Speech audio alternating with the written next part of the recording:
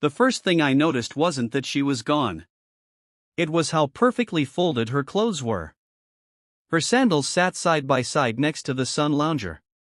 Her phone rested on top of her towel.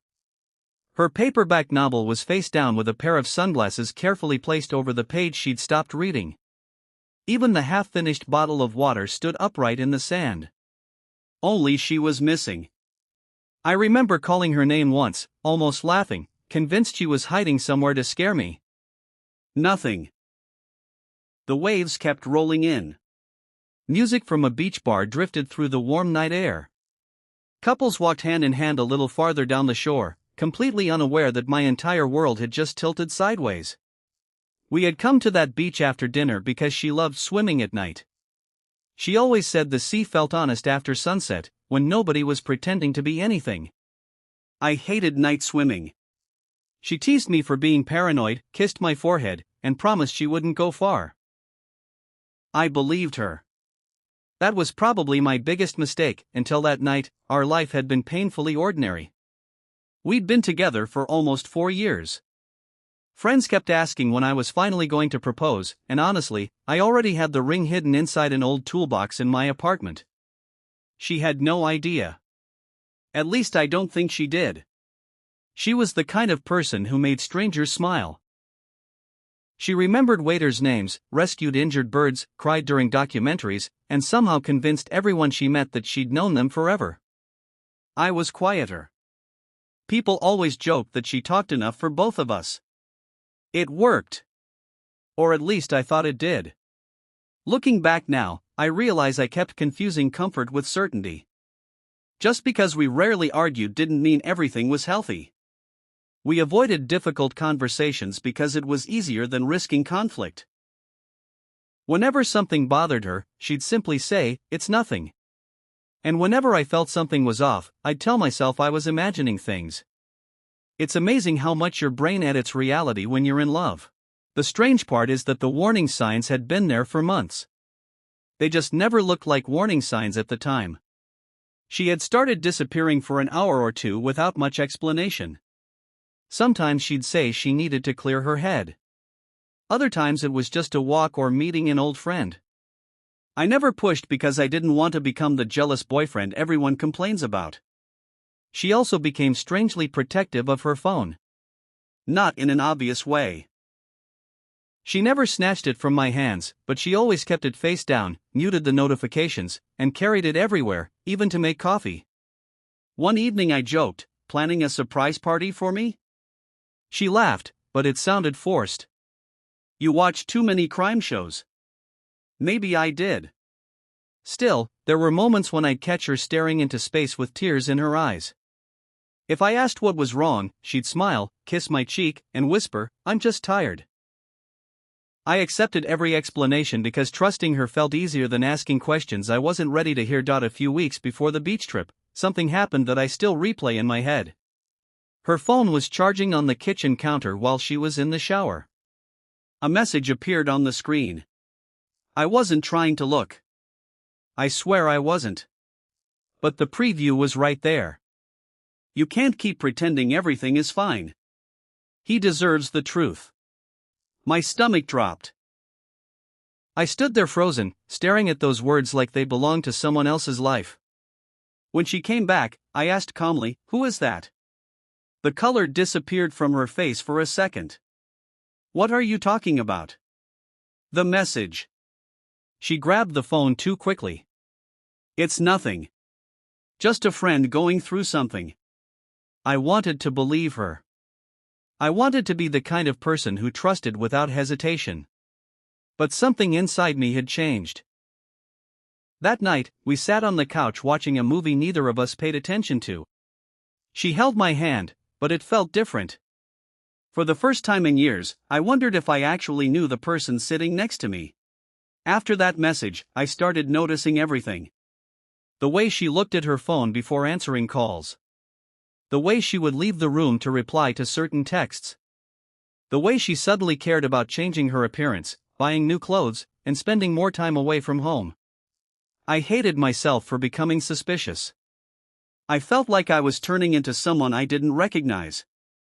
I searched for signs, then felt guilty for searching. I wanted proof, but I was also terrified of finding it. A few days before our beach trip, I finally asked her directly, "Are you happy with me?" She looked surprised. "Of course I am. Then why do I feel like you're already halfway gone?" She didn't answer immediately. That silence hurt more than any confession could have. She eventually hugged me and said she was just stressed. Family problems. Work pressure. Nothing to do with us. I held on to those words because I needed them to be true. I didn't know she was already carrying a secret that would destroy everything we had built. The beach trip was supposed to fix things. That was the story I told myself. We had booked a small hotel near the coast, just the two of us, hoping to escape our routine. On the first day, she seemed almost like her old self again. We laughed, ate terrible tourist food, and walked along the water until our feet hurt. For a few hours, I forgot my doubts. That made what happened later even worse. After dinner, she suggested we go to the beach. The sky was dark, and the moon reflected on the waves. She looked beautiful, and for a moment I felt ashamed of ever questioning her. She touched my arm and said, "I miss us." I smiled and told her I did too. Then she went into the water. I sat on the sand watching her swim. 10 minutes passed. Then 20. I called her name. No answer.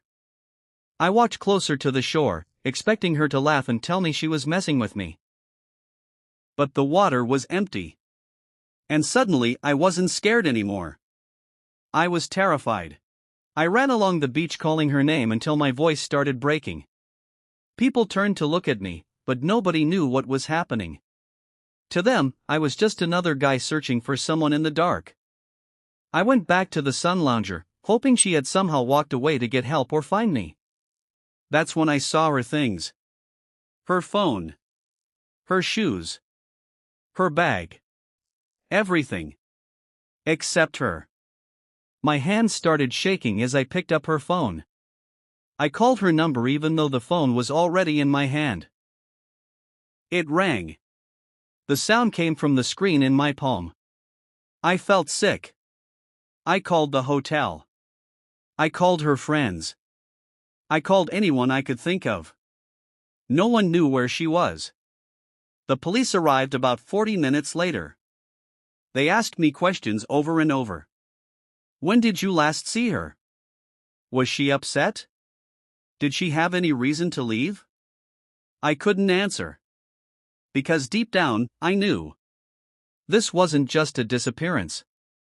Something was being hidden from me. The next morning changed everything. The police searched the area, checked nearby cameras, and contacted hospitals. I barely slept. I sat in that hotel room staring at the wall, holding on to the stupid hope that she would walk through the door and say this had all been a misunderstanding. Then my phone rang. It was her. I almost dropped it. I answered immediately. "Where are you? Are you okay?" There was silence. Then she whispered, "I'm sorry." Those two words destroyed me more than anything else. Sorry for what? Where are you?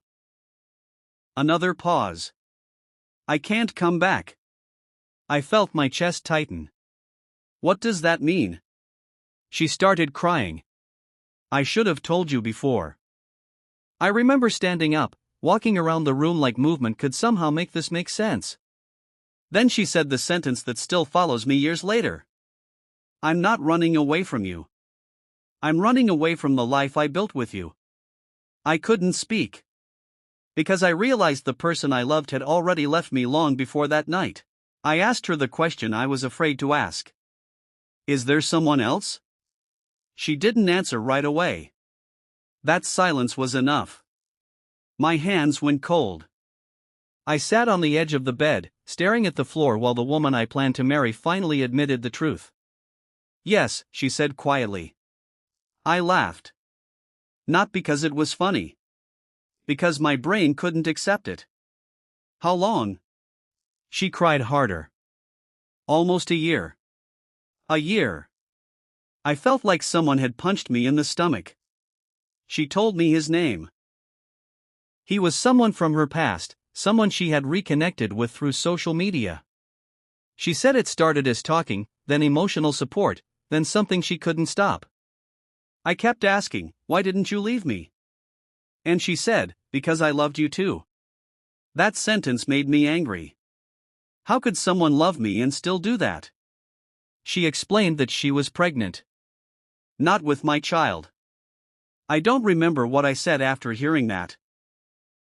I only remember the sound of my own breathing and the feeling that my entire life had become a lie. I wish I could say I handled it with dignity. I didn't. I cried. I yelled. I begged her to explain how she could look me in the eyes every day while hiding something so huge. "Did you ever love me?" I asked. She said, "Yes." But that answer only hurt more. I couldn't understand how love and betrayal could exist in the same place. After the call ended, I sat alone in that hotel room until sunrise. I kept looking at the door, expecting her to appear and tell me this was some horrible nightmare. She never did. When I returned home, everything felt unfamiliar. The apartment we shared, the pictures on the walls, even the coffee mug she always used. I wanted to throw everything away. Instead, I just sat there. Her family called me. Mine called too. Everyone wanted answers, but I didn't even have them for myself. The hardest part was explaining that she wasn't missing anymore. She had chosen to disappear. She had chosen a different life. And I had to somehow learn how to live with that. The days after that were the worst days of my life. People kept telling me I was lucky to find out before marriage. I know they meant well, but I hated hearing it. Lucky? I didn't feel lucky. I felt like someone had died. Because the future I imagined was gone. The family I thought we would have was gone. The person I trusted more than anyone had become a stranger overnight. I met with her one last time a few weeks later. She wanted to explain everything in person. She cried the entire time. She said she was confused, scared, and ashamed. She said she never planned for things to go this far. I asked her, "When were you planning to tell me?" She looked down. "I don't know." That answer broke something inside me. Not because it was cruel. Because it was honest. She apologized again and again, but apologies couldn't erase months of lies. I still loved her. That was the part one hated admitting. Even after everything, a part of me wanted to forgive her. And I felt ashamed of that. For months, I struggled with feelings I didn't know how to handle. Some days I hated her. Some days I missed her so much that I almost called. I would remember small things, like the way she sang badly while cooking or how she always stole my side of the bed. Those memories felt cruel because they were attached to someone who hurt me. I started questioning everything. Were the happy moments real? Were the promises real? Was I just the safe option while she waited for someone else? My family tried to support me, but they also had their own opinions. My mother wanted me to forgive and move on. My brother told me to never speak to her again. Everyone had advice. Nobody understood what it felt like to lose someone who was still alive. I stopped going out. I avoided friends because I didn't want to explain the story again. I was embarrassed, even though I knew I wasn't the one who betrayed anyone. The hardest battle was not against her. It was against the part of me that still loved her. Eventually, I found out she had moved in with the other man. I expected that news to destroy me. Strangely, it didn't. It hurt, but it was different. The pain was no longer the shock of discovery. It was the quiet acceptance that the person I loved had made her choice. She sent me a long message explaining that she hoped we could stay friends someday. I stared at that message for almost an hour. Friends. I couldn't understand how someone could ask for friendship after breaking the foundation of your entire life. I didn't reply. Not because I wanted revenge. Because I finally understood that keeping her close would only keep the wound open. I started rebuilding slowly. I changed apartments. I started seeing old friends again. I forced myself to create routines that didn't include her. There were still nights when I reached for my phone to tell her something funny that happened. Then I remembered. She wasn't my person anymore. And maybe she never truly was. A year later, I saw her again by accident. I was walking through a grocery store when I heard my name. I turned around and there she was. For a second, my heart reacted before my mind did. She looked older. Tired. Different. She told me she was doing okay. She asked how I was. We had the kind of conversation two people have when they share a past but no longer belong in each other's future. She mentioned her daughter. I smiled and said I was happy she was healthy. And I meant it. That surprised me. A year earlier, I couldn't imagine feeling anything except anger. Before leaving, she apologized one more time. I know I destroyed something good, she said. I wanted to tell her that she did. But I also realized I didn't need her to understand my pain anymore. I had spent so much time waiting for closure from the person who hurt me. The truth was, closure came when I stopped needing her to give it to me. I still think about that night on the beach sometimes. Not every day anymore. But certain things bring it back: the smell of the ocean, a dark shoreline, a phone ringing late at night. People ask me if I regret loving her. I don't know how to answer that. Because if I say yes, it feels like I'm saying all those years meant nothing. And they did mean something. She was a huge part of my life. She gave me some of my happiest memories. She also gave me one of my deepest wounds. Both things can be true. What I regret is ignoring myself. I regret seeing the signs and convincing myself that love meant never questioning someone.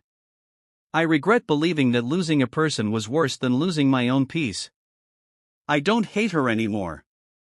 I don't wish her harm. But I will never be the same person I was before I found her things sitting alone on that sun lounger. Sometimes people disappear long before they physically leave. I just wish I had understood that sooner.